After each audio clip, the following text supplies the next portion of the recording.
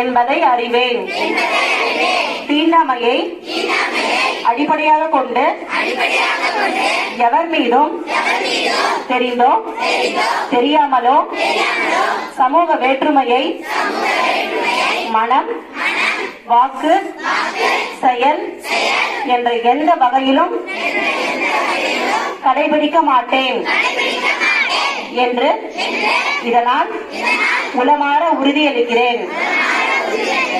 அரசியல் அமைப்பின் அடிப்படை கருத்திற்கிணங்க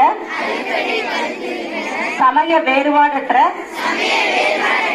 சுதந்திர சமுதாயத்தை உருவாக்குவதில் நேர்மையுடனும் உண்மையுடனும் பணியாற்றுவது எனது கடமையாகும் என்பதையும் உணர்வேன். இந்திய அரசியல் அமைப்பின் பால் எனக்குள்ள முழு பற்றிற்கு இது என்றென்றும் எடுத்துக்காட்டாக விளங்கும் என்றும் இதனால் உளமாற உறுதியளிக்கிறேன்.